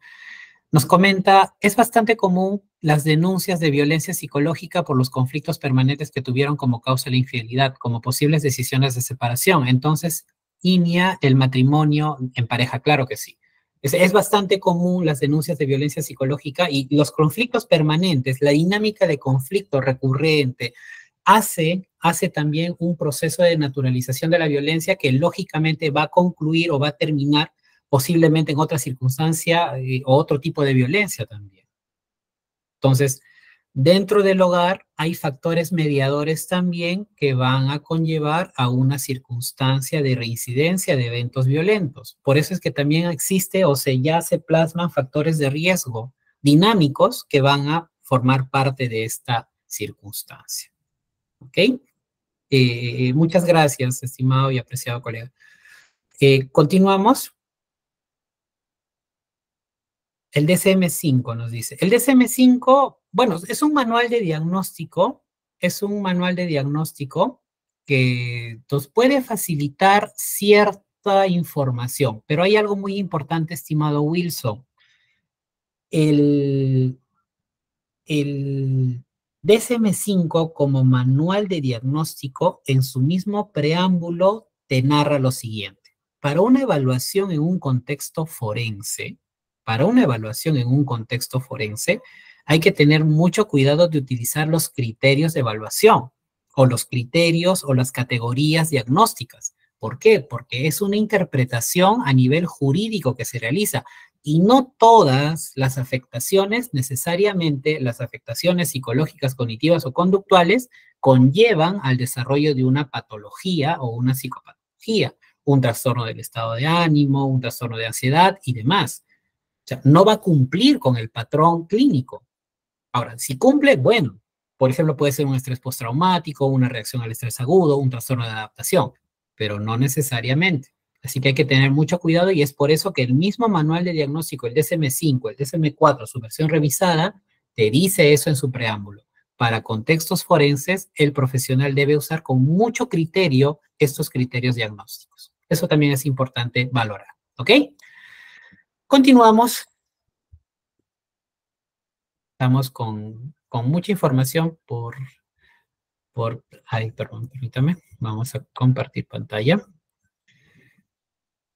Les agradezco mucho su participación a todos y a cada uno de ustedes. Veo personas muy, muy conocidas y llegadas a mí, muchos docentes a quienes aprecio mucho y de verdad me siento muy contento y en realidad muy, pero muy... A ver, permítanme. Ya está. Muy complacido con su presencia esta noche. Bien, vamos a continuar con la historia familiar. En este aspecto, algo muy importante es hablar del entorno familiar. Como les decía, Theodore Millon habla de la formación, de los factores autoperpetuadores de la conducta humana, de los patrones desadaptativos y adaptativos del ser humano. En este sentido, vamos a ver que, por ejemplo, indagar respecto a la relación de papá, mamá, hermanos, ayuda o vincula mucho a ese entorno o nos da luces de ese entorno en el cual el ser humano se pudo haber desempeñado. Nombre de papá, mamá, edad, condición civil, ocupación, tipo de relación entre la persona examinada con el papá, características del comportamiento del papá. ¿Ok? Igualmente con mamá. Características de comportamiento, cómo es mamá, cómo era mamá, cómo se comportaba mamá, cómo es contigo ahora, cómo te llevas actualmente, cómo te llevas con tus hermanos, cuántos hermanos son, qué número de hermanos ocupas en la actualidad, qué número de hermanos son, cómo era cuando eran niños, cómo eran tus papás, cómo eran con ustedes como hermanos. Es importante conocer esa información también. Vamos a ver si hubo hacinamiento, si tenía su habitación, si vivía con el hermano tal, con el hermano tal. Es importante también esa información. A nivel de la pareja, nombre completo de la pareja, edad, ocupación, condición civil, la descripción del carácter de la pareja, dinámica de la pareja, grado de conflictividad también, ¿no? Y cómo resuelven los problemas la pareja, lo que decía José Colque. Eso también es importante. Los patrones de violencia física, emocional o sexual, cuidado de la relación, separaciones de problemas de infidelidad también. Todos esos aspectos suman. Si es una violencia contra la pareja, hay que conocer esta dinámica mínimamente. Si podemos conocer un poco más, también. En relación de papá, mamá, hermanos. Recordemos que estamos hablando de un contexto de violencia dentro del hogar, violencia familiar y otros integrantes también del grupo familiar. Entonces, qué importante es conocer ese contexto en el cual se desarrolla la violencia y identificar a su vez los patrones de riesgo, los factores de vulnerabilidad que permitan poder establecer un contexto donde se desarrolla la dinámica de violencia. Algo importante también es el número de datos generales que tiene que ver con los hijos, ¿no? Tiene que ver número de hijos, la relación interpersonal, los estilos de crianza. Algo importante con los hijos es la relación con los hijos a quién más se apegan, con quién paran más, cómo estableces tus pautas de crianza en relación a tus hijos. Recuerda que tú has preguntado también en el punto de niñez cómo eran tus papás contigo. Vamos a ver acá, corroborar una hipótesis, si esos eventos violentos que tú has vivenciado ahora los estás traspolando a tus hijos. También importante eso, los estilos de crianza. El análisis y dinámica de interacción familiar, acá se ve específicamente la información sobre la composición familiar actual, el tipo de violencia, la distribución del espacio físico del hogar, el hacinamiento, la distribución del presupuesto familiar y satisfacción de necesidades y relaciones entre los miembros de la familia, presencia de conflictos, resolución de problemas, patrones de violencia física, psicológica, en específico también algunas circunstancias que tengan que ver con la protección, el cuidado entre los miembros, distribución de los roles en el hogar también. Es en específico hablar de cómo funciona este sistema familiar. ¿Qué experiencias tienen en relación, por ejemplo, en niños víctimas de violencia, niños, niñas y adolescentes? Importante verificar aspectos básicos de lo que es, primero, la percepción subjetiva o la experiencia subjetiva de pertenencia. Qué importante es para un menor de edad conocer que perteneces a tu familia o sentirte parte de tu familia. Y esto también es importante conocer cuando eras niño. Si te sentías parte o no de tu familia, la confianza, el sentido de integración por parte de tu persona frente a tu familia, si te sientes parte de o no, porque esto también establece los vínculos de apego que se han establecido en tu infancia y a la vez se corrobora con información actual que es en relación a tu familia. Viene un aspecto importante de la actitud de la familia. ¿Qué piensa o qué opina tu familia en relación a la denuncia que has hecho? Acá es un espacio para indagar las creencias de la familia. Por ejemplo, que les decía de un hecho, ¿no? Hija, tú no te puedes separar porque el matrimonio es de una sola vez. Perdona a tu esposo, por favor, vuelve a tu casa. No estés acá, no estés viniendo y soluciona tus problemas, por ejemplo, ¿no? Esos aspectos, o si la familia te apoya o no te apoya en esa circunstancia. Otro aspecto básico es también la actitud personal. ¿Cómo te sientes tú ahora? ¿Qué planes tienes? ¿Qué percepción tienes a futuro en relación a lo que te ha pasado? ¿Qué piensas mañana? ¿Qué piensas, perdón, de acá? ¿Cómo te ves de acá unos meses o unas semanas? El metas a largo, a corto plazo, las aspiraciones que tienes. Este espacio puede ser un espacio para que el evaluado agregue otros aspectos que desea aportar libremente. Recuerden que es una entrevista semiestructurada que permite la libre narrativa de las personas. ¿Ok? Hasta este punto, aquí acabamos de examinar a la persona. Ahora, ¿qué instrumentos de evaluación psicológica utilizamos? Este es un punto bastante ahora controversial, se ha hecho controversial al menos en el ámbito jurídico, porque se habla mucho de la objetividad o del aspecto científico de la pericia psicológica para determinar afectación emocional o psicológica. En este sentido, yo les voy a hablar de 3 instrumentos básicos, ¿ok? La entrevista psicológica, la observación de conducta y la aplicación de instrumentos psicológicos. En este sentido, la entrevista psicológica es una entrevista semiestructurada que permite la obtención de información mediante preguntas abiertas que permitan la libre narrativa de las personas. ¿Correcto? Hasta ahí está claro. La observación de conducta, como ya hemos visto, es a la par, es un instrumento que se realiza o es una acción que se realiza para poder recolectar datos de manera objetiva a nivel observacional. Vemos y verificamos lo que está manifestando el examinado de manera gestual, el lenguaje no verbal.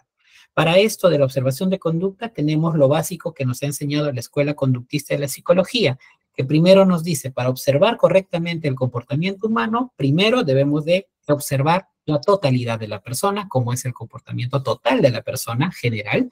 Luego, la observación específica. Por ejemplo, la persona denuncia un evento de violencia sexual y al momento de hablar del tema sexual, orienta la mirada al piso, inflexión de voz, manifiesta inflexión de voz, tendencia al llanto, evidencia un llanto profuso, incontenible, incontenible sería muy subjetivo, denota llanto, que persiste en el llanto, inflexión de voz, orienta la mirada al piso, como les dije, evidencia temblores involuntarios del labio, del párpado, demás. Conductas que hay que registrar, ¿ok? La entrevista psicológica y la observación de conducta son elementos fundamentales de la evaluación psicológica forense. Estos instrumentos son infaltables en todo proceso de evaluación, no solamente del contexto forense, en todos los ámbitos de la evaluación psicológica, ¿ok? Estos instrumentos permiten la aplicación del método científico por excelencia, vamos a llamarlo así, el analítico descriptivo, pero también permite otros métodos científicos como el método mixto de investigación científica, el multimétodo y demás otros métodos de investigación científica. Pasemos a la aplicación de instrumentos. Es algo muy importante hablar de ello. ¿Por qué? Porque casualmente el tema controversial viene o acude o llama a colación en sentido de que se dice de que si has aplicado instrumentos psicológicos, tu prueba o tu prueba pericial tiene mayor validez científica. Aspecto que no necesariamente tiene que ser cierto. ¿Por qué? Porque la aplicación de instrumentos viene a ser un procedimiento auxiliar de la psicología. El aplicar instrumentos implica aplicar instrumentos debidamente validados, estandarizados y confiables dentro de un proceso de evaluación. Ahora, en el contexto forense, y es algo muy importante también esto, tienen que ser instrumentos que necesariamente son originales. O sea, si yo no he pedido permiso al dueño o a la persona que es dueña intelectual de esta publicación, de este instrumento, y lo he reproducido ahí en la copiadora de mi vecina, digamos, lo voy a aplicar, no es original. Estoy cometiendo incluso un delito, que es reproducción, ¿no? Reproducción o piratería, como lo conocemos más en el mundo del AMPA, ¿no? Entonces, aparte de ello, los instrumentos tienen que ser debidamente estandarizados, ya que nuestro amigo, por ejemplo, nos habló nuestro amigo Facundo nos habló del tema de las personas de la sierra, ¿no? Yo recuerdo una vez un perito de parte en un juicio que tuvimos bastante largo. Yo como perito oficial me refutaba el tema de que por qué no apliqué, casualmente me habían pedido la evaluación de coeficiente intelectual y yo evalué un instrumento acultural, que en este caso es el instrumento de matrices progresivas de Raven, los psicólogos lo deben de conocer, y un instrumento como el beta 3 como corroborador, ¿no? También acultural o que no necesita instrucción académica. En ese sentido yo evalué eso, determiné según mis análisis y demás, que la persona tenía un retardo mental moderado con un CI muy inferior al promedio, ¿no? Entonces, el perito de parte me dijo, usted debió de haber aplicado todo en su informe pericial, ¿no? Como corresponde, también el colega estaba realizando su trabajo, me dijo de que yo debí de aplicar un instrumento más fiable, me dijo, que debió de ser el WISE, en este caso era una persona adulta. El WISE, me dijo. Tú debiste haber aplicado el WISE. Bueno, tú debí, no me dijo. Me dijo, usted debió de aplicar en plena audiencia, ¿no? Entre los parámetros de controversia ante el debate pericial. Lo que le dije fue de que el WISE, lastimosamente, no está estandarizado para la realidad ayacuchana. Usted me puede hablar de que el WISE está estandarizado a nivel de Perú, puede estar estandarizado a nivel de Lima, pero discúlpeme, para la realidad ayacuchana, no. Esta persona que yo he examinado es una persona que radica en la sierra, incluso en una provincia de Ayacucho, ni siquiera es del mismo Ayacucho.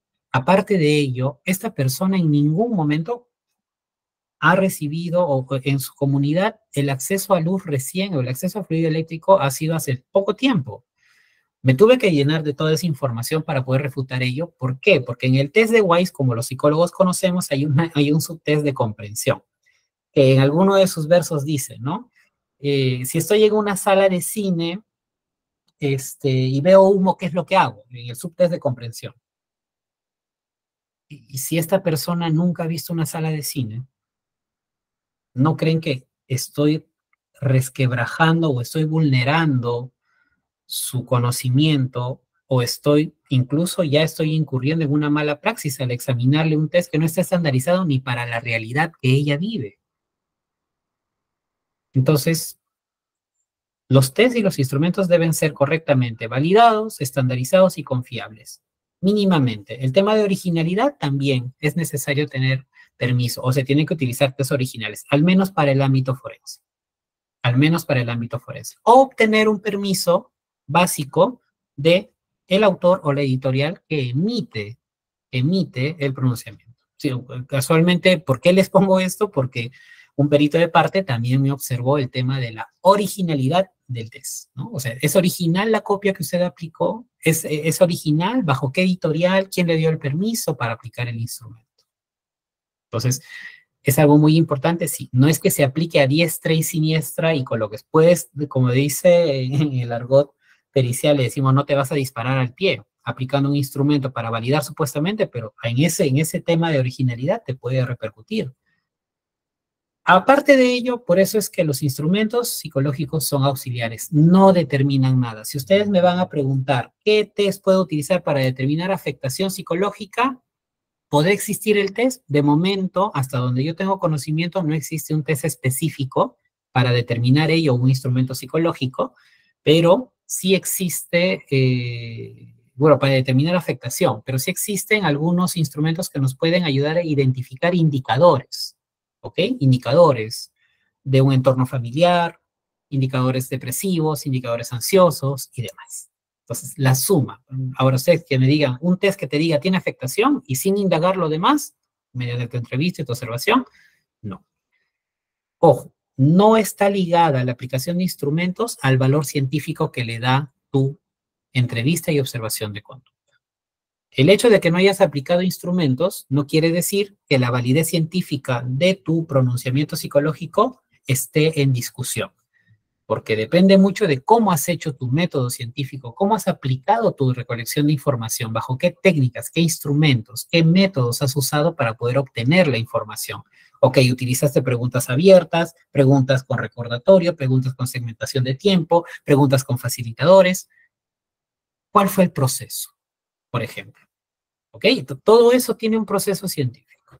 Estoy seguro que más adelante en el instituto vamos a tocar estos temas de, por ejemplo, la obtención de un relato. Ahí los invito cordialmente, estén atentos siempre a la página para poder continuar. Hablemos del método científico, ya para cerrar la idea. El método clínico nos permite, por ejemplo, la observación, la indagación, la confirmación, la abstracción o diagnóstico, el pronóstico y las sugerencias. Por ejemplo, la observación nos permite hacer un registro sensorial de todo, mediante la escucha activa.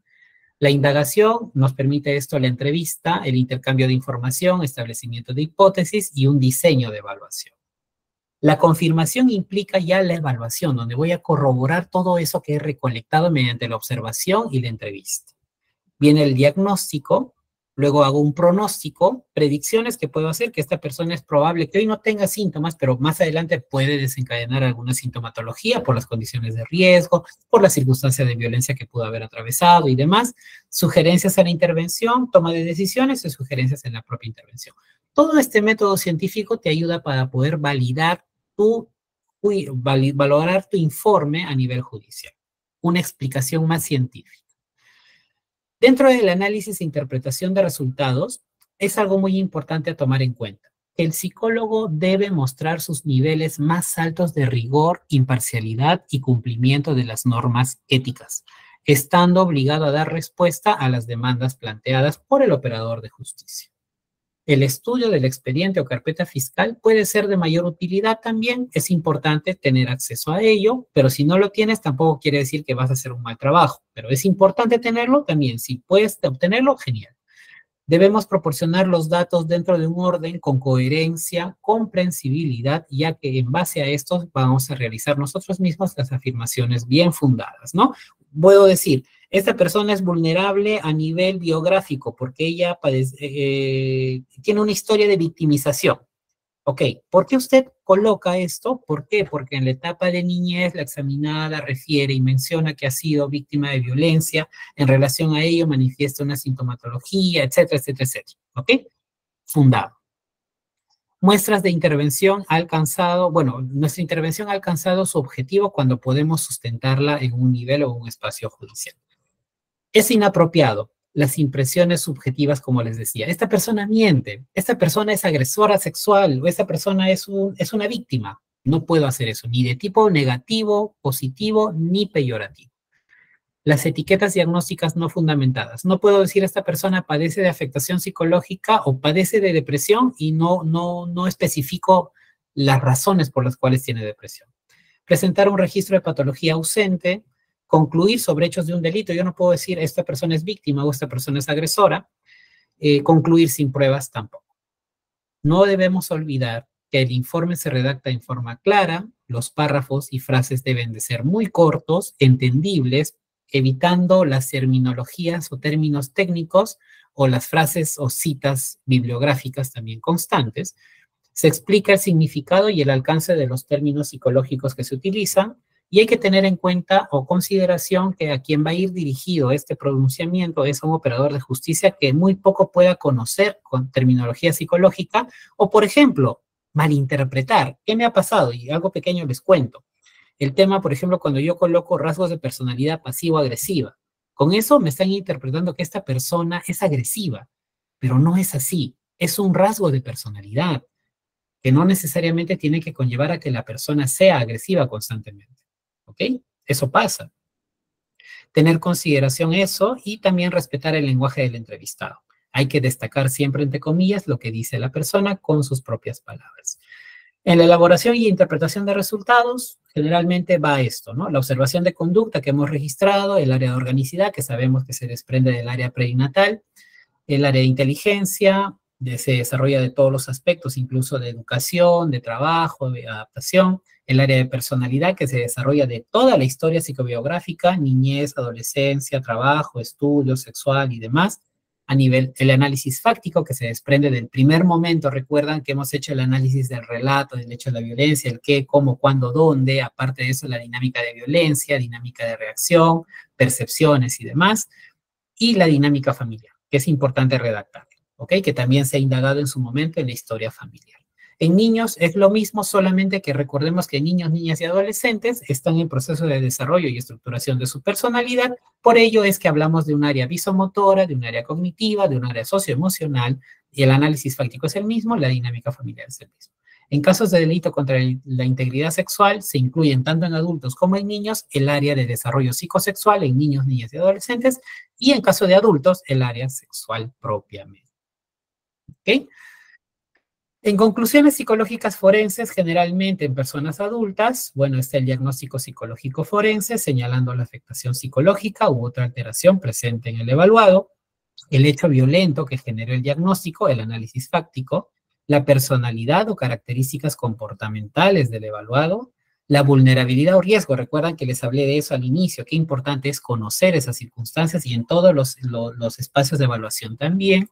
En caso que solicite la valoración de daño psíquico y señalar si reúne los criterios para dicha valoración, de ser así, y la recomendación o sugerencias que se tengan que dar en el caso. En caso de niñas, niños y adolescentes, lo mismo, se hace un diagnóstico, si hay un tipo de maltrato, se especifica tal cual es el maltrato, para esto nos ayuda el oficio de requerimiento del operador de justicia, o también nos puede ayudar el hecho del análisis fáctico del caso, que lo hemos hecho en la evaluación.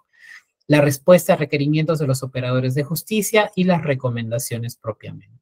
Hoy por hoy tenemos diagnósticos clínicos forenses, están los diagnósticos clínicos tanto de reacción a estrés agudo, como les decía, si cumple con el manual, con las categorías diagnósticas de los manuales de diagnóstico del DSM-5, el CIE-11 o el CIE-10, que también está en uso todavía, ¿ok? Se puede utilizar este tipo de diagnósticos, pero si no cumple, podemos utilizar los diagnósticos clínicos forenses de afectación emocional, Reacción ansiosa que ya no se está usando, pero lo he decidido colocar porque algunos departamentos aún recién se ha instaurado el Código Procesal Penal, entonces la modificación de la guía y todo ello aún está utilizando este término de reacción ansiosa que ya no se debería de usar, pero sí se está llegando a usar. Ahora es básicamente lo que es afectación y no afectación, ¿ok? Si no se evidencian indicadores lógicamente. La afectación emocional se define como un conjunto de rasgos, signos y síntomas que cambian o alteran de manera permanente y persistente el normal desenvolvimiento de las personas. Obviamente se ven afectadas las áreas de desenvolvimiento de las personas a nivel de trabajo, educativo, a nivel de desarrollo, desenvolvimiento en todos sus espacios o esferas de interacción. ¿Ok? Esa es la afectación, un cambio de 360 grados en la vida de la persona, una afectación significativa en eso. Si antes comías, ahora no comes.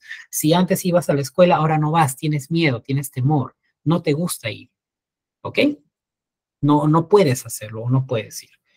Un aspecto básico y una frase final que quiero terminar. Discúlpeme si he corrido un poco, lo que pasa es que quería terminar de compartir toda la presentación. Esta presentación la van a tener, ya la tiene plataforma del instituto, se les va a compartir de igual forma. De todas maneras, el audio también está siendo registrado por audio y video esta ponencia para que puedan escucharla nuevamente. Quiero dejarlos con esta frase. La visión del mundo, queridos amigos, de cada persona es única con sus huellas, como sus huellas dactilares. No hay dos personas parecidas, no hay dos personas que entiendan la misma frase de la misma manera. Por eso es que debemos de realizar una evaluación concienzuda, basada en aspectos científicos que nos permita brindar información objetiva para la correcta administración de justicia. Eso es en cuanto a mi participación, queridos amigos. Les agradezco mucho, de verdad, su participación activa y a la vez también su atención por todas estas ya 2 horas que estamos casi cumplir. Y básicamente la recomendación es esa, realizar una evaluación psicológica concienzuda, bastante técnica, rigurosa científicamente, no basándonos en aspectos subjetivos, generando procedimientos de investigación, como por ejemplo en la etapa de generación de hipótesis, cuando yo realizo o planteo mi hipótesis al inicio de la entrevista. Por ejemplo, tengo una víctima de violencia, presunta víctima de violencia. Ok, tengo 2 hipótesis básicas. O es víctima de violencia y tiene signos de afectación, o no es víctima de violencia y no tiene signos de afectación. Entonces, en ese sentido, yo voy a ir plasmando y van a ver que durante todo el proceso de evaluación van a ir dilucidando esas 2 hipótesis primigenias que se hicieron al inicio. ¿Ok? Entonces, dejo de compartir. Tenemos aún unos minutitos todavía para poder hablar al respecto. Y si tienen alguna duda, alguna pregunta, por favor, ustedes están en el libre albedrío para poder hacerme las preguntas. Quiero hacer un pequeño paréntesis y quiero agradecer a mi docente y a quien admiro mucho, al profesor, a un profesor y colega a la vez, Fernando Salinas Silva. Es un docente muy respetado a nivel de la psicología en nuestro país. Y te agradezco mucho, estimado profesor y colega, por estar presente en mi ponencia. Me engrandece mucho y me enaltece bastante tu presencia. Bien, tenemos una participación de Felipe. Adelante, por favor, Felipe. Muchas gracias. Con respecto al informe en sí, he tenido oportunidad de apreciar la participación de la madre durante el relato. Por ejemplo, en la parte de educación, dice, evaluada refiere, madre refiere. Hábitos e intereses, evaluada refiere, madre refiere. O sea, en diferentes aspectos ya está la participación de la madre en el informe. ¿Eso es válido? Ya el hecho de que esté al lado de la mamá nomás ya distorsiona la libre opinión de la evaluada. ¿Usted qué opina de eso, licenciado? Gracias. Sí, le agradezco mucho la pregunta y qué bueno que la haga. El procedimiento de evaluación psicológica para determinar si una persona padece o no de afectación implica también un procedimiento detallado de las circunstancias en las cuales se da la evaluación. De por sí, si en ese protocolo de pericia has identificado que estuvo la madre presente, sería bueno que en la explicación que te va a dar el perito, en este caso sea oficial, que te diga en qué momentos estuvo la mamá o si estuvo durante todo el procedimiento de pericia psicológica la mamá. Lógicamente se entiende que la presencia de la mamá es un indicador altamente sugestivo para la examinada en caso sea la examinada la hija o el hijo. Entonces, si en ese sentido se ha dado, a ver, adelante para que me des mayor información, Felipe. Sí. Mire, la guía del Ministerio Público dice, la entrevista es estrictamente personal, salvo cuando se requiera datos adicionales, datos personales, pero no menciona que debe estar la opinión de la madre durante el